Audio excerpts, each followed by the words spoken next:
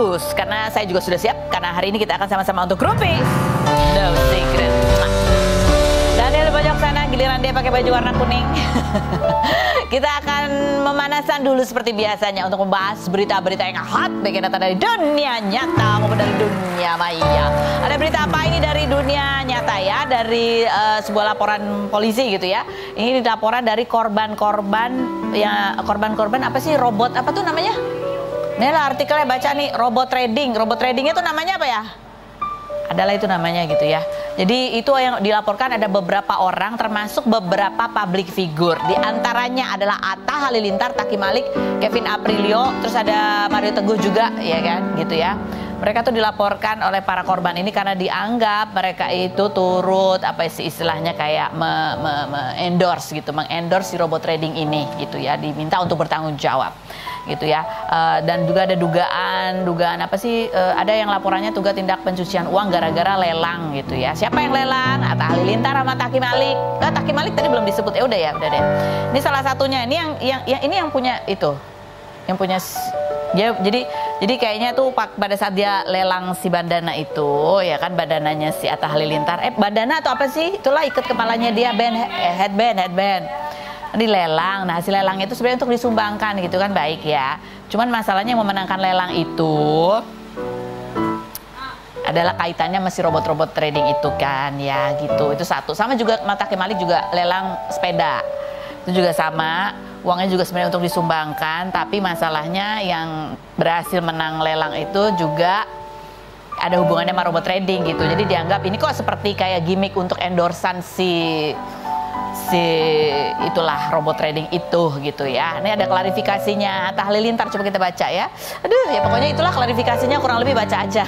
Kurang lebih bahwa dia bilang bahwa dia hanya lelang, tapi dia tidak mengendorse, dia tidak hubungannya dengan robot trading itu, dia bahkan nggak ngerti gitu ya. Sementara untuk Kevin Aprilio itu dilaporkan karena keterlibatannya dianggap pernah mengendorse juga, karena pernah dia memberikan testimoni dalam sebuah Zoom meeting untuk kelompok itunya, kelompok orang-orang yang tergabung ikutan robot trading itu ya. Terus dia bilang kenapa dia pada saat itu mau, dia bilang karena saat teman saya menunjukkan alias PT memiliki izin CUPL dari Kementerian Perdagangan dan menjadi anggota APLI, Asosiasi Penjualan Langsung Indonesia, di mana dua lembaga tersebut adalah lembaga tinggi. Jadi dia mau karena surat-suratnya lengkap begitu ya. Nah ini korban-korban ini merasa ada penipuan. Ini kan robot trading ini sebenarnya udah lama ya. Memang dicurigai ini sih bukan trading, tapi adalah kayak jadi perjudian terselubung gitu ya. Tapi ya inilah kalau jadi public figure tuh mah, kalau ada tawaran-tawaran kayak gini tuh ya, aku kadang-kadang kalau nggak ngerti aku nggak usah deh, aku nggak ngerti. Atau yang kayak gini-gini, yang uang dalam sehari bisa jadi berapa gitu, itu aduh nggak deh, akut, iya kan? Karena semakin besar uang hasilnya, itu artinya resikonya semakin besar. Kalau dibilang nggak ada resikonya, itu bohong. Kalau nggak ada resikonya sudah banyak orang kaya cepat saat ini. Oke, komentar nggak usah, komentar netizen nggak usah lah. Saya kita tunggu aja kelanjutan ini karena kasus hukum ya dan pelaporan. Yang berikutnya yang juga ramai ini dari dunia maya. Kenapa dari dunia maya ya? Karena ramainya viral di dunia maya. Ini sebenarnya sudah lama sekali sebuah gosip, sebuah tudingan yang ditujukan kepada seorang pemain film pendatang baru ya, yang namanya adalah Arawinda Kirana gitu ya, karena dia dituding sebagai pelakor, ya kan. Nah, kenapa itu jadi rame? Salah satunya adalah karena Arawinda ini debut pertamanya adalah di sebuah film yang menang festival, bahkan dia meraih Piala Citra ya untuk pemeran utama di film yang judulnya Yuni. Nah, film ini tuh bercerita tentang bagaimana seorang perempuan yang memperjuangkan kesetaraan gender gitu. Ya, dalam arti bahwa dia kan mewakili perempuan yang harusnya tuh berjuang untuk perempuan, untuk kesetaraan gender, untuk hak-hak perempuan gitu. Kok jadi pelakor sih, makanya berat gitu. Nah, setelah ramai pemberitaan gitu ya, apalagi katanya dia ini berselingkuh dengan seorang laki-laki yang istrinya baru melahirkan gitu kan. Tuh. Nah, terus istrinya ini sekarang juga viral nih, istri yang suaminya diselingkuhin itu, istrinya ini viral di Twitter. Ya lihat aja sendirilah, aku nggak bisa posting fotonya. Kita lihat ini klarifikasi Aramida, dia bilang begini, aduh tega banget sih sama aku ya kalian. Ya Allah. Maaf selama ini saya belum bisa bicara karena ada beberapa hal yang belum bisa saya sampaikan pada saat ini, dan saya ingin sampaikan pada masalah rumor tidak benar yang telah muncul mengenai kehidupan pribadi saya. Terkait masalah rumor yang tidak benar, tidak detail ya, tidak detail penjelasannya. Oke, kita membahas mengenai kata yang dipilih. Dia merupakan pilihan yang rumit sebab saya sadar bahwa diamnya saya selama ini malah justru menyebabkan kebingungan dan kesalahpahaman serta berdampak buruk pada orang-orang sekitar saya, termasuk pekerjaan saya yang pernah melibatkan saya. Saya minta maaf. Apa yang dia minta maaf? Dia minta maaf apabila masalah dan rumor mengenai kehidupan pribadi saya telah menimbulkan dampak negatif secara langsung maupun tidak langsung kepada karya dan para pembuatnya. Jadi dia minta maaf karena pemberitaan tentang dirinya itu berdampak pada orang-orang dan karya filmnya yang pernah tayang dan ya meraih penghargaan itu. Tapi tidak dijelaskan, dia hanya mengatakan bahwa rumor tidak benar. Rumor apa? Yang mana yang tidak benar? Ya, ada banyak tuh ceritanya. Kenapa dia tidak langsung aja ngomong tidak benar bahwa saya ini gitu kan, biar lebih jelas. Ya nggak sih? Oke, baiklah. Ada apa? Ada komentar di sana ya? Komentar. Jadinya benar gak sih kok gosip yang beredar selama ini gitu? Nope, kata dia. Oh, dia dijawab ya, nope. Jadi benar gak sih kak gosip? Ini juga gak jelas, tanya aja langsung. Jadi benar gak sih kakak itu lapor gitu ya kan? Lanjut, berikutnya gosip apa? Pada nyadar gak? Ini bukan klarifikasi, tapi intinya cuma permintaan maaf ke para filmmaker yang filmnya kedampak sama masalah ini. Takut job sepi kali ya. Ara bilang masalah dan rumor tentang kehidupan pribadinya gak benar, tapi gak pernah dispesify yang mana. Jangan-jangan aku yang nulis ya, kok sama. Lanjut berikutnya, pada nggak percaya aku sih nope. Yang berikutnya ada lagi, pelakor jarang yang sadar diri emang kak, katanya gitu. Ya nggak tahu ya, ini ya gitulah kan karya diklarifikasi ya kita tampilkan. Baik, kita menuju ke bintang tamu kita yang pertama. Ini adalah pasangan yang berapa tahun sudah menikah? 23 tahun menikah dari usia 20. Oke, kita lihat profilnya Cindy Fatikasari dan Teuku Firmansyah berikut ini.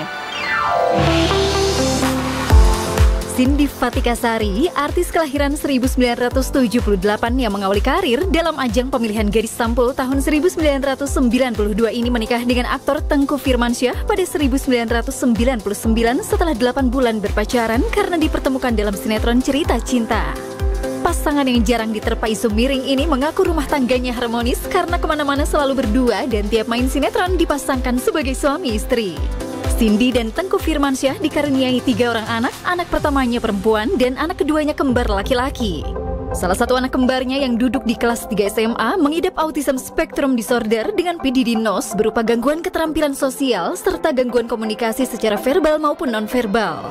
Cindy mengaku bukan hal yang mudah menemani anaknya menyelesaikan pendidikan SD hingga ia memasukkan sang anak ke sekolah khusus yang fokus ke minat, bakat, dan kemandirian.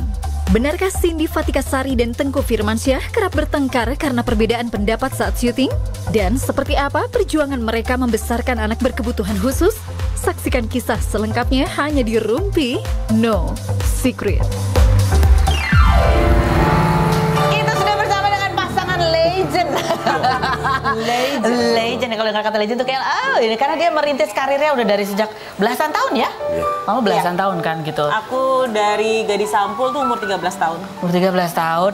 Terus main sinetron bareng. Cinta lokasi bukan sih? Enggak ya? Lumayan. Iya, bisa dibilang. Iya. Cinta tumbuh di lokasi. Presenter. Oh, presenter. Jadi bawain acara di salah satu stasiun TV. Acara apa tuh genrenya? Ekspresi. Oh, gosip ya? Bukan. Apa sih? Musik. Majalah udara TV gitu. Magazine Oh, gitu TV loh, yang kayak Magazine. buat remaja. Oh, itu di situ. Nah, abis itu baru yang cerita cinta sinetron itu. Itu 1,5 tahun bareng yang di presenter itu. Oh, di situ tumbuhnya atau di tempat lokasi syuting? Di sinetron? Di Enggak, lokasi syuting. di presenter. Oh, di presenter. Iya. Naksir duluan? Iya kayaknya. Pada lirik-lirikan. Tapi yang jelas waktu itu Cindy mau dinikahi karena diancam putus kalau nggak. Yeah. Coba kita lihat di kompilasi sinetron mereka berdua ya. Berikut ini. Buset, 23 tahun ya. Baik di rumah maupun di tempat kerja selalu bersama gitu ya. Iya. Nggak bosan. Nah, itu yang saya tanya ke dia nih. Tapi sebenarnya kita tuh dulu emang orangnya bosenan sebelum ketemu satu sama lain gitu. Nggak pernah pacaran lama-lama juga sih dari zaman dulu. Tapi nggak tahu kenapa kalau sama Firman emang nggak pernah bosen. Kayaknya nggak pernah bosen. Alhamdulillah. Ya. Orangnya tidak membosankan. Berarti apa? Sering bikin kadang seneng, kadang kesel gitu ya? Iya. Makanya banyak spontanitasnya. Contohnya. Ya kayak tiba-tiba nggak ada angin, nggak ada hujan, tiba-tiba ngajakin dinner. Oh gitu? Padahal orang lagi pakai daster di rumah gitu. Kenapa? Tunggu dulu, aku belum dandan, belum apa iya. gitu. Tiba-tiba gunting baju di lemari gitu ya kan? Iya, itu juga sih. Itu dulu, zaman perjuangan. Ini pernah dulu ya, dia nggak suka lihat istrinya pakai baju terlalu terbuka ya kan? Benar. Padahal istrinya penyanyi dulu kan juga kan ya. Tiba-tiba digunting aja itu baju ya, diganti tapi dibeliin baru ya. Baru tapi agak panjangan. Yang digunting segini, tapi dibeliin segini. Iya dah, ditambahin bahannya. Ya kan? Waktu itu berantem nggak tuh gitu kamu datang lihat? Selalu berantem. Sebelum aku pakai jilbab itu selalu berantem masalah baju. Selalu. Oke. Pokoknya pakai belahan dada dikit, rendah dikit nggak mau. Di atas lutut dikit nggak mau. Tank top apalagi. Terus kan aku dulu sering pakai crop top yang... Iya. Namanya juga masih muda. Masih umur 20 tahun ketika dinikahi ya kan? Ya gitu deh. Pokoknya hampir tiap hari gitu. Berantem masalah baju. Selama kurang lebih 10 tahun sih kalau nggak salah. Jadi akhirnya kamu berhijab itu karena udah nggak tahan dengerin dia atau memang sudah mendapatkan hidayahnya? Iya, awalnya emang kayaknya yaudah deh aku tuh ini emang hijrah story yang kurang cantik ya sebenarnya. Kurang menyenangkan didengar deh ya. Gitu, aku tuh pertama kali pakai jilbab, tau nggak Kak? Aku tuh ngambek 3 hari nggak mau keluar rumah. Kayak aksi demo gitu, gitu. Kayak, ayo kita pergi aku nggak tahu mau pakai apa gitu. Bingung nih, repot gitu ya. Berharap dia akan berubah pikiran gitu. Ya udah deh kamu ntar aja pakai hijab ya gitu. Tapi dia nggak kekeh tetap. Jadi udah 3 hari nggak keluar, bosen juga. Kadang-kadang harus ada yang dijemput itu namanya ya. Bukan dijemput, dipaksa. Ini kalau pintu hidayah kan biasanya ini aku didobrak. Dia betul didobrak. Tapi jangan diikutin, harusnya nggak boleh maksa. Harusnya kan diajak dengan baik. Ini contoh yang kurang baik. Tapi mau nggak mau. Tapi masalahnya berhasil, jadi gimana? Terus ini dia ada artikel, ikatan para resepsi Teguh dan Siti sekarang hidup bahagia. Ya ini juga sama, nih pernikahannya juga didobrak ya dulu ya. Iya. Kenapa ya aku kadang-kadang suka mikir, kenapa ya kamu gitu? Iya, gimana tuh dulu? Kenapa sih pengen buru-buru nikah? Umurnya waktu itu masih muda sekali loh. Udah tahu orang pakai begini ya, malah diajak nikah gitu kan. Terus ditutupin. Dari umur 18 tuh sering mimpi mati. Jadi saya udahlah mesti mempercepat fase kehidupan gitu, pengen cari istri. Udah nyari-nyari istri, ketemunya sama dia. Allah pertemukan sama dia. Ya udah. Begitu ta'aruf berapa bulan, saya langsung ngomong, saya nggak mau cari pacar, maunya cari istri gitu. Kalau kamu mau pacaran, jangan sama saya gitu. Sama yang lain aja. Tapi masalahnya dia tuh dari awal ngasih signal-signal, dia nggak bilang kalau dia nyari istri. Ya mana sih bilang, halo Firman saya nyari istri. Langsung kabur. Jadi aku pikir kayak cuma mau pacar-pacaran biasa aja gitu. Ternyata pas aku udah ada rasa juga baru ditembak sama dia. Dan diancam ya, ditembak dan diancam. Gitu. Jadi kamu sebenarnya mau sama dia karena takut ditinggal. Iya ya, kenapa ya? Iya sih, karena waktu itu udah. Jadi dia bikin aku kayak jatuh cinta banget. Baru abis itu diintimidasi. Kalau misalnya udah mau nikah, kita temenan aja. Dan anehnya almarhum papaku waktu itu kan selalu bete ya kalau misalnya ada cowok yang deketin aku. Tapi sama Firman tuh enggak. Padahal dia gondrong kan dulu ya? Iya, padahal secara penampilan ya enggak soleh-soleh amat gitu. Sebenarnya biasa aja gitu kan, gondrong. Gitu deh pokoknya. Tapi papaku langsung iya pada saat itu juga. Oh, enggak rahasianya apa sebenarnya? Nggak tahu ya, nggak tahu. Kayaknya feeling ayah aja. Feeling. Dan setelah 2 tahun atau 3 tahun setelah kita nikah, papa meninggal gitu. Jadi kayak udah nih anak gue titipin deh gitu. Kayaknya udah feeling bahwa anaknya akan dibawa ke jalan yang benar gitu. Oh, jadi dia tenang ya. Alhamdulillah bisa. Terus ini kan kalau kalian menikah di usia muda dalam waktu perkenalan yang cukup singkat gitu ya. Gimana tuh awal-awal pernikahan? 10 tahun pertama udah karena sama-sama ego kan. Udah ya sering berdebat, bertengkar dan kita juga belum ngerti tujuan nikah tuh apa sebenarnya. Terus maknanya apa, kita mitra ibadah dan lain-lain itu belum ngerti. Apa itu yang dimaksud dengan mitra ibadah gitu belum ngerti. Jadi udah ego masing-masing berantem terus jadinya. Dan nggak ada persiapan juga kan secara mental kalau pernikahan tuh harus seperti apa, kita mau hajar aja langsung nikah aja nggak pakai mikir 1000 kali. Kalau mungkin kalau umurnya udah agak dewasa kan pasti orang agak mikir dulu kan, Enggak terus juga persiap. sih. Oh enggak. Enggak, jadi kita langsung ke intisarianya aja. Jadi apa sebenarnya itu? Mitra ibadah tuh apa setelah kalian hayati? Ya sebenarnya semua yang kita lakukan sebagai suami istri itu kan bernilai ibadah kalau di agama yang kita anut gitu kan. Jadi apapun itu ya memang dia ini partner hidup aku gitu. Jadi kalau pakai marah, pakai benci-bencian itu mengurangi pahala. Jadi lebih baik jangan gitu. Oh, walaupun nyebelin kayak apa gitu ya. Biarpun nyebelin kayak apa. Jadi gimana harus menghadapinya ketika lagi nyebelin? Tapi tetap rada susah sih, terutama saat lagi datang bulan. Nah, itu berat, itu ujian Cobaan buat berarti suami. itu ujian. Itu di situ nilai ibadahnya ya. Kadang-kadang sampai 3 jam masih bisa sabar. Kalau udah 4 jam udah meledak juga. 4 jam dong udah gak sabar. Udah gak sabar. Terus soalnya. Padahal kan selama 23 tahun itu terjadi setiap bulan Nah, ya. iya. Masa kamu nggak biasa? Jam itu pada sehari loh harusnya. Kalau aku mah sebulan. PMS apa? Itu tabiat kayaknya ya. Udah. Dan ini juga kalian dianugerahi 3 anak begitu ya. Dan kemarin juga kamu sharing bahwa salah satunya adalah anak yang mengidap autism. Apa namanya spektrum? ASD, Autism Spectrum Disorder. Dan sekarang usia udah 18 tahun ya? Iya, jadi seperti kayak gangguan perkembangan gitu loh, Kak. Apa itu artinya spektrum disorder itu berarti dia apa? Dia ada mempunyai gangguan perkembangan. Sebenarnya setiap anak autis itu beda-beda satu sama lain. Jadi tidak ada 2 anak autis yang ciri-cirinya plek sama tuh nggak ada gitu. Kalau di anak aku Omar, dia itu lebih ke arah komunikasi dan sosialisasi. Susahnya tuh maksudnya problemnya ada di situ. Jadi kalau diajak komunikasi dia nggak ngeliat. Kalau komunikasi yang simple dia bisa. Tapi kalau sudah yang kalimat yang panjang-panjang, nah itu baru dia bingung. Jadi memang itu kita step by step dulu, dia cuma bisa mungkin 2-3 kata, lalu berkembang jadi 5-6 kata. Pokoknya terus kita kembangin sampai sekarang. Dan sekarang alhamdulillah progresnya udah lumayan, walaupun mungkin belum bisa ngomong sepanjang kayak kita gini biasa gitu ya. Cuman sampai sekarang masih speech terapinya masih jalan sih. Gitu. Nah, kan kamu juga cerita bahwa dari sekolah yang akademis kemudian ke apa itu istilahnya sekolah vokasional. Dari itu apa SD, tuh? SMP, sekarang SMA tuh sekolah vokasional. Jadi dia tuh sekarang dia kelas 12 SMA.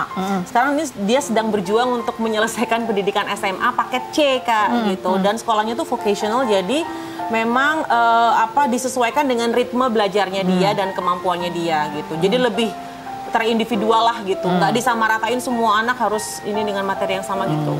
Nah ini kan biasanya kalau anak autis itu punya kelebihan yang luar biasa di bidang yang lain.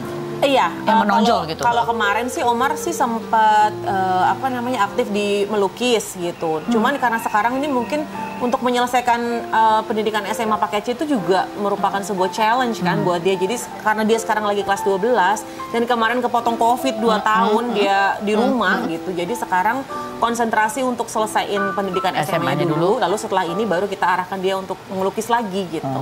Baru ikut pameran sekali. Nggak lama setelah itu tuh langsung pandemi. Gitu. Ya nggak apa-apain berarti saatnya sekarang nih pameran lagi benar, gitu ya. Benar. Tapi kalian sebagai orang tua menghadapi ya kondisi kan orang tua nggak pernah tahu apa tantangan yang dihadapi gitu. Apalagi kalau itu menimpa anak-anak itu kan berat juga buat orang tua. Itu gimana kalian? Kalau kita berdua sih sama Omar ya, itu nggak ngerasa berat karena anaknya lucu banget, jadi baik banget gitu. Diajak kemana-mana juga nggak pernah rewel, disuruh sholat langsung kadang-kadang nggak disuruh dia sholat gitu. Jadi berkah anugerah buat kita. Cuman banyak teman-teman atau yang di luar sana yang mungkin lebih berat ininya, autisnya itu yang kita mesti kasih semangat. Semoga lebih sabar, lebih lebih perhatian lagi sama anaknya. Pokoknya intinya gini sih Kak, kalau orang tua yang udah dititipin anak spesial itu udah pasti hanya orang tua pilihan yang sudah dipilih sama Allah. Yang tadi mitra ibadah, bahwa apapun yang terjadi itu adalah bagian dari ibadah, ujian, cobaannya juga, dan ada ilmunya juga di situ. Kalau bisa melewatinya nggak pakai marah-marah. Ya marah sih ya wajar ya. Tapi gimana cara cari solusinya? Kalau sama Omar tidak pernah marah sama sekali. Tidak, karena dia nice banget ya. Nice banget. Kita tunggu deh pameran lukisannya ya. Ini ngomong soal prestasi, ini ada juga nih. Ini kemarin dia berhasil, ini menjadi orang Indonesia pertama yang berhasil lolos ke babak final. Final apa semifinal? Kemarin semifinal, besok mau final. Oh besok mau final, dia masuk ke babak final, ya kan UFC. UFC loh. Dalam 3 menit dia berhasil mengalahkan lawannya di Abu Dhabi. Oke, kita nanti akan lihat selain berikut ini, jangan kemana-mana. Tetap di Rumpi, no secret.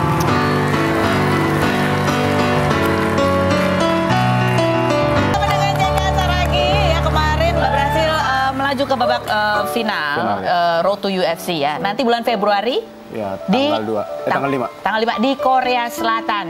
Ya, kayak kalau mau beli silakan beli tiket enggak ya. Coba kita lihat di kompilasi JK saat tanding di tanding kemarin ya di ajang Road to UFC. Berikut ini.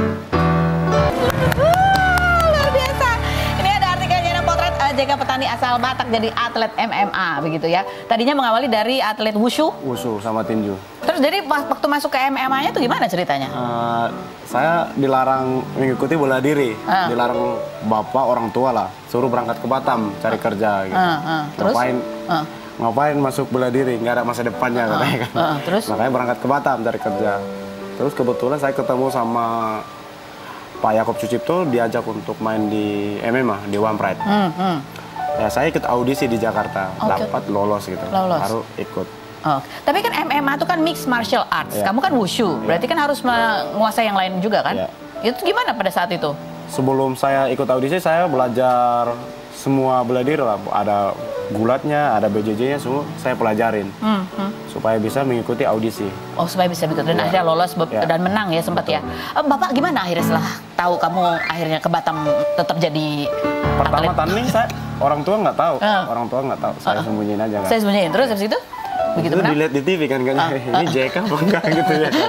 Ya udah biarin aja gitu. Biarin aja. Oh, pulang begitu kamu pulang tuh menang kan di Jakarta tuh, terus pulang ke Medan disambut? Saya nggak pernah disambut sama keluarga. Hah? Saya disambut sama teman-teman saya semua. Teman-teman? Iya, teman masyarakat gitu. Masyarakat. Kalau keluarga saya biasa aja. Oh, biasa aja keluarga. Sampai sekarang kamu lolos ke babak finalnya juga ya, biasa aja. Mama belum ada nelpon nih. Astaga, Ma. Tapi istri nyambut kan? Nyambut. Iya, ini baru nikah 2 tahun ya? 2 tahun lah. 2 tahun baru 2 tahun ya. Baru masa pandemi ya? Bukan, iya pas pandemi. Tanggal 20 kemarin ulang tahun. Oh, aduh selamat ya, baru anniversary loh dia. Itu hadiah pernikahan ya, hadiah ulang tahun pernikahan. Nah, gimana kamu latihannya persiapan untuk ikut UFC ini? Kamu katanya latihannya di Amerika, betul? Iya, betul. Berapa lama tuh persiapannya? 2 bulan lebih lah, 2 bulan seminggu, 2 minggu lah. Tinggal di mana? Tinggal ada hotel di situ yang murah meriah merakyat. Murah. Siapa yang ngebiayain? Ada sponsornya? Ada sponsor mola lah. Ada ya, tapi cukup atau perlu sponsor lagi sebetulnya? Kalau masalah cukup ini, nggak ada yang cukup. Di bumi ini nggak ada yang cukup. Semua kurang. Semua kurang? Tapi tergantung kita menyukuri aja kan. Oke, kan kamu 2,5 bulan nih latihan ya di sana ya. Istri kamu di rumah tuh gimana tuh? Uang susu, uang beras, uang itu?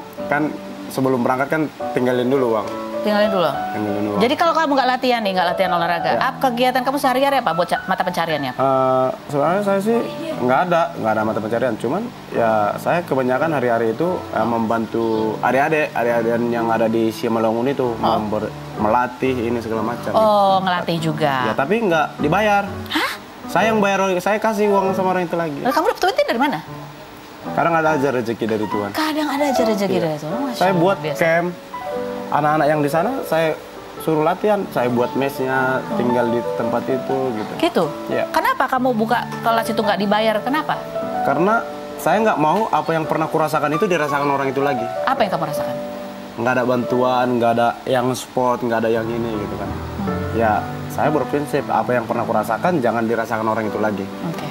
Sekarang gimana? Kamu ada udah sponsor ini, tapi kamu merasa ada banyak sekarang orang juga yang membantu kamu, ada rezeki? Masih banyak orang-orang tokoh-tokoh Simalungun itu banyak. Tokoh-tokoh Simalungun. Ada lah paling terus membantu saya itu ada Elis Ben Purba. Itu ketua Patunggung Simalungun lah. Yang membantu saya terus tuh. Dari buka camp sampai atlet-atlet yang ada mau tanding ke Jakarta, kita cari dana biar bisa berangkat dan bisa beli pudingnya gitu. Saya dana itu. Kamu jadi semua itu ada rezeki datang bantuan dari manapun ya gitu. Dulunya bener bahwa dulu kamu tuh belajar awal belajar bela diri ya, wushu ya waktu itu ya? Ya wushu ya. Karena dulu sering dipalak. Iya. Saya kan mulai SMP itu udah jauh dari orang tua kan, karena kampung saya ke sekolah itu jauh banget. Bukan jauh sih, cuman ya, 12 jalan. kilo lah, 12 kilo. 12 kilo kan dekat tuh. Karena situasi jalan dan nggak ada angkot ke sana, harus ngekos dekat sekolah. Terus? Ya biasalah anak-anak kampung di sana yang dekat-dekat sekolah itu ya ngompasin. Oh, suka ngompas dipalak gitu ya. Dipalak, sekarang ya. Mereka gimana setelah tahu kamu nggak ada yang berani ya? Kalau saya biasa aja karena itu jadi motivasi saya buat kan, bukan menjadi ya membuat diri saya menjadi down kan. Itu jadi motivasi kamu untuk belajar dan akhirnya berprestasi di MMA ini. Oke. Terus abis gitu katanya kamu waktu latihan di ada video. Ini juga salah satu setelah viral juga kemarin kamu berhasil masuk ke babak. Ini adalah orang Indonesia, atlet MMA Indonesia pertama yang berhasil lolos ke babak final di Road to UFC. Jadi kalau kamu berhasil, kalau kamu berhasil menang nih, atau ya udahlah masuk final itu, dapat apa? Kan kita kemarin juga kan babak penyisian juga kita kan ada bayaran kan. Semifinal juga ada bayaran, di final juga ada bayaran gitu. Ada kontrak apa gitu nggak? Kalau ini langsung dapat kontrak, langsung bisa main di event intinya UFC. Oh gitu, jadi bisa keliling dunia tuh? Iya bisa sih. Bisa sih. Terus, tapi selama 2,5 bulan dia latihan istrinya ditinggal di Medan katanya gitu. Iya. Bener? Betul. Terus ini udah ketemu tapi ya? Udah. Ya maksudnya udah ketemu kan, udah kangen udah 2,5 bulan lama loh ya kan, belum sama pertandingannya. Oke, ini ada video juga bahwa ada support juga dari Gubernur Sumatera Utara ya, dan juga ada kemarin ketemu sama Maruli Tapubolon. Ya. Di sana ketemu ya? Ya, saya datang Anggi gitu ya. Saya datang untuk kasih dukungan. Gitu. Dia kan Tapubolon. Iya. Terus mama bapak saya itu satu marga sama dia. Saya manggil tulang sama dia. Kalau kita cerita panjang lagi tuh. Panjang lagi urutan keluarganya gitu ya. Ada banyak Tapubolon ini, siapa tahu mereka akan ke Korea Selatan kasih dukungan buat kamu ya. Oke, gitu lah. Videonya begitu ditonton Bapak Gubernur Sumatera Utara berikut ini. Ditonton sama tulang ya berarti ya. Apa suka duka lagi kamu di sana? Di Amerika latihan sehari berapa kali? 3 kali, pagi, siang, sore. Pagi itu latihannya apa? Pagi ya conditioning, bisa lari di pantai, latihan di pantai kalau pagi. Ya, fisik dulu, ya, kardio ya. Siang latihan apa? Siang biasa itu wrestling sama BJJ, bisa diganti-ganti. Oh, wrestling sama BJJ itu jiu-jitsu ya? Ya, kunci-kuncian. Kunci-kuncian. Oke, kalau malam... Biar kata pelatihnya itu pulang ke Indonesia udah jago peluk istrimu. Oh, langsung dikunci. Kalau malam latihan apa? Malam itu bisa juga diganti-ganti lagi, BJJ lagi. Oh, gitu, jadi lebih banyak BJJ, wrestling, BJJ, wrestling. Kalau ini standing ininya? Standingnya itu nggak terlalu banyak loh. Nggak terlalu banyak. Ya, jadi kita difokuskan di situ kan. Kekurangan saya kan di situ gitu. Kekurangan kamu di mana? Di stand up, di ground fighting ya. Oh, karena kamu dari wushu ya, biasa di atas ya. Oh, jadi kuncian dia. Oke, coba kita nanti tanya gimana cara mengunci selain berikutnya. Di Rufino sih. Kan ya, emang kalau buat baiklah, sekarang sudah datang Bapak. Apa kabar Bapak? Lama nggak ketemu ya. Alhamdulillah. Iya. Udah ini dia gimana Pak? Main ke rumah nih Pak? Iya, sebulan sekali datang. Sebulan sekali datang. Kontrol ya Pak. Aman nggak Pak anaknya Pak? Sekarang aman ya Pak ya. Oke, baju ketutup ya Pak? Tutup lah. Kalau malam enggak. Oke Bapak dan Dinar Candy duduk di sini. Jawab pertanyaanku dengan jujur apa adanya ya. Apakah pertanyaanku ini jawabannya fitnah atau fakta? Pak Acep, fitnah atau fakta? Kalau sampai sekarang itu kurang lebih udah ada 7 cowok yang lamar Dinar Candy, tapi semuanya ditolak sama Dinar Candy. Fitnah atau fakta? Pokoknya bukan ditolak karena dia masih itu banyak itu karirnya, banyak pekerjaan. Punya pekerjaan. Ditolak sama dia apa Bapak yang nolak? Bukan ditolak. Jadi cowok datang ke Bapak, akunya mah nggak tahu. Nggak tahu. Oh, itu bukan yang kamu dekat? Bukan, nggak tahu. Kayak pengusaha sayuran ya Pak ya. Kok tahu rumahnya Bapak dari mana? Iya datang. Datang ke rumah dari Bapak. Katanya dari Bandung, katanya dari Surabaya. Tahu rumah Bapak dari siapa? Nggak tahu, pokoknya sekarang mah ada nih kan. Di HP. Gitu. Oh, di HP. Tapi alamatnya dapat dari mana? Tahu pasang alamatnya? Bisa ditanyain sama orang. Oh, bisa ditanyain. Pak Haji Acep, ya kan? Bapaknya Dinar Candy rumahnya di mana? Udah pada tahu. Udah pada tahu. Tapi sebenarnya di antara yang datang itu yang Dinar Candy nggak tahu, Bapak ada yang seneng nggak? Pokoknya Bapak mah hampir semua seneng. Semua seneng. Senengnya gini. Ya, gini. Pilih yang ini bukan Bapak mau kawin. Pilih yang ini bukan Bapak mau yang kawin. Kan yang mau yang kalau mau kawin kan anak Bapak. Iya. Tapi yang deket sama Dinar Candy belum ada yang datang langsung ke Bapak? Belum. Ini. Lah orang kan aku nggak pacaran. Kerja tiap hari sampai kurang tidur. Oke, lanjut ke pertanyaan berikutnya. Pak Acep, fitnah atau fakta? Kalau sampai sekarang Bapak itu masih sebel banget sama yang namanya Ridho Ilahi. Karena nggak jantan. Udah pacaran, publish di TV, putus nyambung, tapi nggak pernah dia datang ke bapak. Fitnah atau fakta? Belum, iya betul, belum pernah datang ke bapak. Tapi bapak mah nggak apa-apalah. Cuman itu mah dikira bapak boboongan lah gitu. Oh, settingan aja benernya pacarannya. Oh, pacarannya bukan bohong gitu kan ya bapak gitu. Karena nggak serius. Ketawa lu ya. Bukan nggak serius karena dia belum datang ke rumah bapak. Oh, gitu. jadi kalau yang seriusnya datang ke rumah bapak. Oh, gitu. Jadi Dinar Kenny belum mau nikah nih, belum. Nyelesaikan pekerjaan dulu. Oh gitu ya Bel. Jadi kalau cowok-cowok mendekat tuh langsung datang ke bapak, itu baru namanya serius. Kalau nggak itu namanya nggak serius. Fitnah atau fakta Dinar Candy? Kamu kemarin banyak sekali posting di story, di feed kamu nyindir-nyindir cewek kalau bucin nggak bisa apa-apa, nggak berdaya. Pokoknya kamu nyindir cewek bucin. Dan itu adalah kamu memang nyindir seseorang artis. Fitnah atau fakta? Fakta. Kamu nyindir artis? Hah? Kamu nyindir seseorang? Iya, aku mau nggak pernah nyindir. Ya, nyindir lah, orang kan.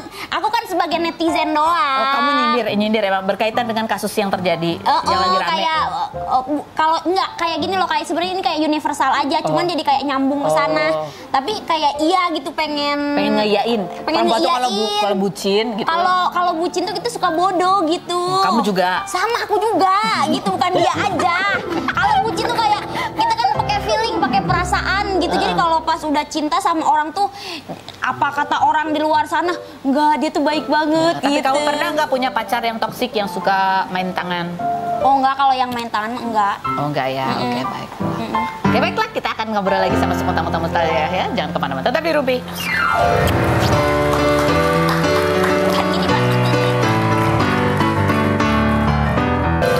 Kembali bersama semua bintang tamu kita. Ada atlet MMA, ada DJ. Atlet. Kamu atlet apa? Nanti tinju ya kalah. Dia kata dia malu-maluin kamu. Malu-maluin dia, malu-maluin. Gitu deh JK ya.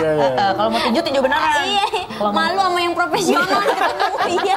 Oke, kita buka pertanyaan dari netizen. Buat siapa nih pertanyaannya? Mas Firman dan Mbak Cindy. Anak perempuan yang paling besar katanya udah mau menikah di usia muda. Kayak Mas dan Mbak nikah dulu. Apakah sudah serak sama calon suaminya? Emang iya benar? Insya Allah. Insya Allah tahun depan. Doain ya. Mohon Cantik doanya. banget. Udah dilamar nih. Iya. Oh ya ampun. Jadi udah bener-bener ya mudah-mudahan lancar ya. Insya Allah udah. Iya, insya Allah serak sih. Soalnya emang udah kenal lama. Jadi dari SMA juga sih dia. Oh. Teman dari SMA. Oh, tapi nggak diancam, nggak diancam. Pengen punya cucu. Oh ya ampun. Nggak ada ancaman. Nggak ada. Tapi nasihatnya apa nih? Mau nikah di usia muda gitu, nasihat buat mereka apa? Yang penting saling sabar. Sabar. Nggak boleh KDRT. Nggak boleh KDRT ya. Setia itu nomor satu. Setia nomor satu, setia dan sabar ya kan, jangan KDRT, belajar untuk menyelesaikan masalah tanpa kekerasan. Ya. Ya. Oke, lanjut berikutnya. Bapak Acep, apa benar rumah dan sawah yang luas di Cipete itu akan diwariskan semuanya ke Dinar? Iyalah, iya. Kan anaknya banyak, bukan cuma Dinar doang. Lah kan nanti adik-adik aku yang bagi. Ini nggak bisa. Itu banyak soalnya aku beli sawah mulu ya Pak. Dinambahin beli sawah bapak mulu. Kamu harus ikhlas dong beliin sawah bapak kalau minta lagi. Aku kalau nge-DJ itu ya, uangnya kasih ke bapak buat beli sawah. Nah itu buat aku semua gitu. Oh, itu berarti sawah kamu dong. Iya, ya Tapi Pak ya. bapak yang ngurus ya. Iya. Bapak yang ngurus apa ya Pak ya? Bapak nggak ikhlas kayaknya Pak ya. Ikhlas nggak? Insya Allah dibagi-bagi aja. Dibagi-bagi tuh. Dibagi tetap. Bagi-bagi. Aja berikutnya. Nanti anak bapak kan jadi kasihan tuh Iya. adiknya. Oke, Tapi dia pasti kebanyakan dia. Oh, kebanyakan kamu lah. Kebanyakan ya. Tenang. Pak JK, Pak JK, Mas JK. Jangan salah loh. Pak JK, waduh salah. Mas, gimana tuh istrinya nyiapin mental kalau kamu harus bertarung terus kadang mesti lihat badan babak belur? Lihat gak istrinya pas lagi abis bertanding gitu kan? Lihat sih, tapi kan istri nggak nonton. Oh, istri nggak nonton? Iya, Pasti nggak tega. Saya nggak pernah babak belur selama bertanding, nggak pernah babak belur. Kurang dari 3 menit langsung. Iya, dari dulu itu nggak pernah babak belur. Kenapa bisa nggak babak belur? Pakai ilmu apa itu? Lawannya sayang sama saya kan. Oh, lawannya sayang. Mudah-mudahan lawannya sayang terus ya. Tapi kan kamu udah mulai terkenal nih. Kan banyak biasanya tuh fans-fans cewek-cewek. Gimana tuh? Karena gini kan, kita itu keluarga itu kan dipersatukan oleh Tuhan dan nggak bisa dipisahkan selain maut. Kita pegang itu karena kita berjanji bukan sama manusia, kita berjanji sama Maha Pencipta. Wih.